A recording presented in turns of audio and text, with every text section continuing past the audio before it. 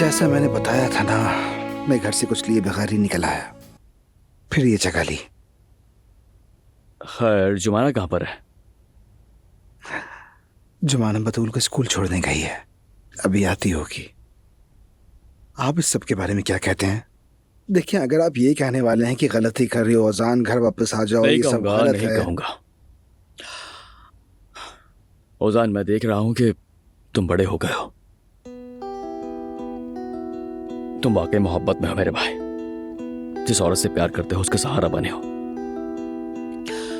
अगर तुम खुश हो तो मैं क्या कह सकता हूं तुम्हें? भाई, पहली बार खुद को इतना खुश, इतना आजाद महसूस कर रहा हूं, जानते हैं आप? मालूम है। जब मैं पहली बार घर से निकला था तो यही महसूस करता था। लेकिन ऐसा नहीं चलेगा ओजान। तुम यहाँ आराम से नहीं रह सकोगे। फौरन सामान समेटो और आ जाओ मेरे साथ। आ जाओ भाई।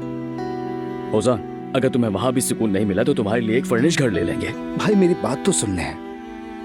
ठीक है, आप मेरी मदद करना चाहते हैं, मैं समझता हूं, मगर अगर वाकई मेरी खुशी चाहते हैं तो मुझे खुद संभालने दें। मगर भाई, जुमाना से मिलने से पहले मैं एक और ओजान था, लापरवाह था, जज्बाती था, गैर जिम्मेदार सा ओजान। मगर जुमाना की बात सब कुछ बदल गया। मैं चाहता हूं कि अपनी जिंदगी किसी की मदद के बगैर खुद बनाऊं। प्लीज मुझे करने दें भाई। ठीक है, मैं हमेशा तुम्हारे साथ हूं मेरी जान, बस ये याद रखना। नहीं भूलूंगा। मगर अब मुझे छोड़े, ये बताएं, अम्मी किसी बात का जिक्र कर रही थी? ओह, वो एलिफ, क्या मामला है उसका? हाँ। यानी ओजान, सच कहूं तो समझ ही नहीं आ रहा क्या सोचूं, क्या करूं मैं। मेहमद हद से ज्यादा आगे बढ़ चुका है। वो दावा कर रहा है कि एलिफ से मेरा एक बच्चा है। यकीन करोगे तुम? जानते हैं कि ये मेरा सबसे बड़ा डर था। मैं हमेशा सोचता था ये मेरे साथ होगा, लेकिन क्या? अरे, मेरा मतलब आपकी सिचुएशन से है। मुझे डर लगता था कि किसी दिन मेरी कोई पुरानी महबूबा मेरे दरवाजे पर बच्चे के साथ आके खड़ी होगी, लेकिन ये आपके साथ हो गया। अरे ओजान, ऐसी कोई बात नहीं है। ये मेहमद का गंदा खेल है और कुछ नहीं। हाँ, मुझे भी यही लगता है। हाँ, लेकिन जब मामला मेहमद का हो तो हर हाल में शक करना बनता है। लेकिन फिर भी क्या ओजान? फिर भी आपको यकीन करना होगा भाई। आखिरकार आपका उस जमाने में एलिफ के साथ कुछ तो था, और फिर वो अचानक से कहीं गायब हो गई। कहानी में तसलसल तो है।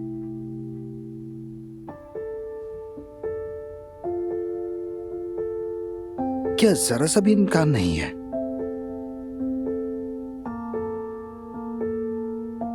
आपकी नजरों से तो साफ लगता है कि मुमकिन है।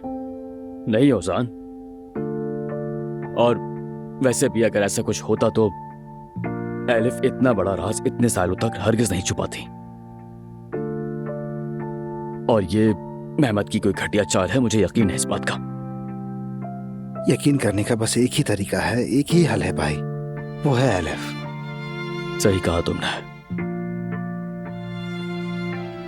सच्चाई आपको सिर्फ उसी से मालूम हो सकती है, चाहे सबसे कड़वी हकीकत क्यों ना हो। वो उस शय से बेहतर है जो इंसान को अंदर ही अंदर खा जाती है। ठीक कहा।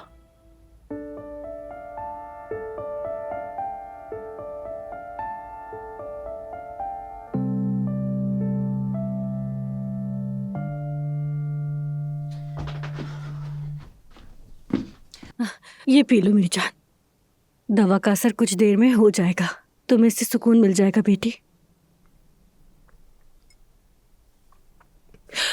अम्मी, मैं पुरसुकून होना ही नहीं चाहती हूँ। पुरसुकून होना ही नहीं चाहती हूँ मैं, बल्कि दिल चाहता है कि उनके सर पे जाकर वो घर ही गिरा दूं। रुको लड़की, सुकून से बैठ जाओ यहाँ, जरा होश में आओ तुम। इससे तुम्हें क्या मिलेगा? औजान तुम्हें बुरा समझने लगेगा। वैसे भी औजार की नजर में तो मैं थोड़ी सी भी हैसियत नहीं रखती हूँ, पता है? सब उसी जमाना की वजह से है। आपने देखा नहीं कि वो कैसे चुपके चुपके सब कुछ कर गई और ऊपर से मासूम बन जाती है वो हमेशा। मैं उससे मोहब्बत करती हूँ, ये बताया था मैंने उससे, लेकिन वो उसे मेरे हाथों से छीन कर ले गई। मुझे समझ नहीं आया और अब मुझे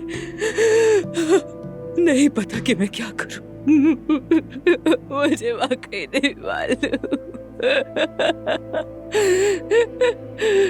ये सब मुझ पर छोड़ दो, मैं ये मामला जुमाना के साथ खुद हल करूंगी।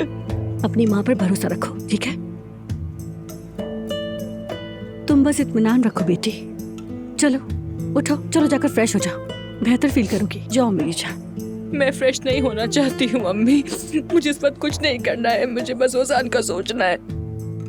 बेटी, औजान अगर तुम इस हालत में देखेगा तो उसे कैसा लगेगा? हाँ, हमें जल्दबाजी में कोई कदम नहीं उठाना चाहिए, कोई गलती ना हो जाए हमसे। हमारा रास्ता लंबा है, ठीक है? अपनी माँ पर भरोसा रखो। चलो जाओ, जाकर फ्रेश हो जाओ, पुरसुकून हो जाओ मेरी जान। चलो। ठीक है।